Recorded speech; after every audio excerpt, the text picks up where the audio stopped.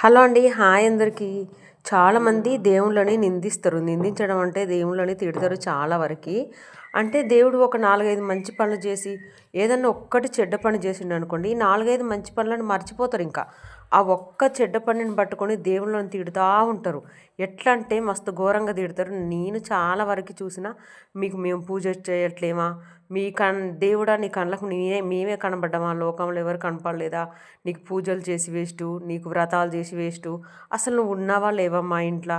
నువ్వు ఉంటే మాకు ఈ కష్టాలు వస్తాయా అన్నట్టుగా ఇంకా ఇంకా ఘోరంగా తిడతారు. తీసుకుపోయి బయట పడేస్తా, నువ్వేం చేస్తావు ఇంట్లో ఉండి, ఇవన్నీ తిడతారు. ఆ దేవుడు ఉండడం వల్లనే ఈ కొన్ని కష్టాల నుంచి గట్టెక్కుతానం కావచ్చు.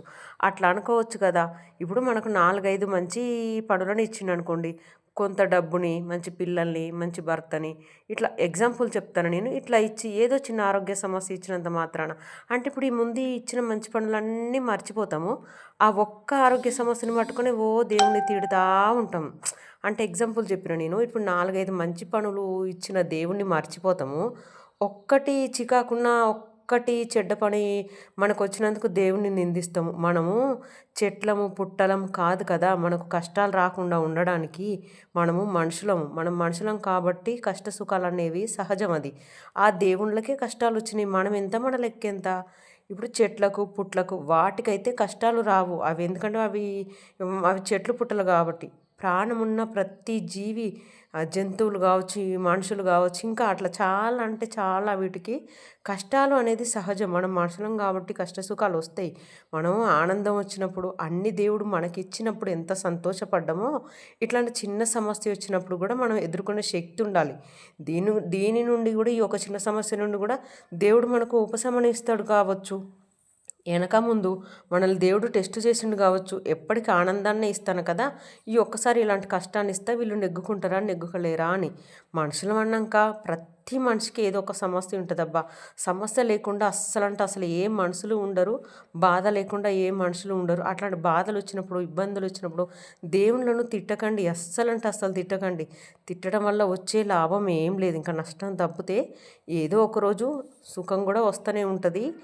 అందుకోసమనే దేవుణ్ణి ఆ ఒక్క చిన్న తప్పును పట్టుకొని తిట్టకండి. మనకైతే ఏవి మంచి పనులు ఇచ్చిండో అవి గుర్తు తెచ్చుకోండి తప్పితే, ఈ చిన్న చిన్న కష్టాలు సుఖాలు అనేది మానవ సహజం. వీటిని మనసులో పెట్టుకొని దేవుళ్ళని, ఇరుగు పొరుగు వాళ్ళని, వాళ్ళు చేతబడి చేసిర్రు, వీళ్ళు చేసిర్రు, వాళ్ళు మంచోళ్ళు కాదు, వీళ్ళు మంచోళ్ళు కాదు, ఈ దేవుడు ఉన్నాడా లేడా అన్నట్టుగా మాత్రం అస్సలు తిట్టొద్దబ్బా. నేను మా ఊర్లోనే చాలా మందిని చూసిన. నేను అట్లా తిడతా అంటే, అట్లా తిట్టడం వల్ల మనకు ఉపయోగం ఏముంది?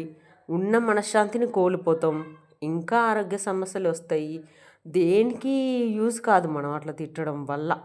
మనం ఇంకా మనస్ఫూర్తిగా మొక్కుకొని, మనం నమ్మకంగా మనం ఆ కష్టం నుండి బయట ఎట్లా పడాలో కూల్గా ఆలోచించాలి. అంతే తప్పితే ఇరుగు పొరుగు వాళ్ళని, కొంతమంది ఎట్లా అంటే ఇంకా పక్క ఇంటోళ్ళని, ఎదురింటోళ్ళని వాళ్ళ ముఖాలు చూసుకుంటూ కుక్క మీద నక్క మీద పెట్టి తిడతారు.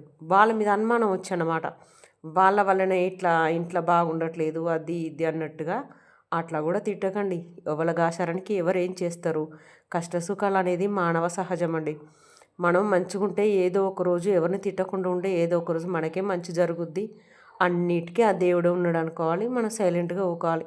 అంతేగాని నోరు పారేసుకొని అనవసరంగా మైండ్ పాడు చేసుకొని, అనవసరంగా నిద్రపోకుండా వాళ్ళ గురించి ఆలోచించి, వీళ్ళ గురించి ఆలోచించి, దేవుని గురించి ఆలోచించి, అవన్నీ ఆలోచించుకొని వేస్ట్గా మనోవేదన పడకండి. మనకు వచ్చిన కష్టం నుండి ఎట్లా బయటపడాలి కూల్గా ఆలోచించండి. అంతే తప్పితే దేవుళ్ళని, మనుషులను మాత్రం తిట్టకండి. ఈ వీడియో నేను చెప్పింది నిజమా, కరెక్టా కాదా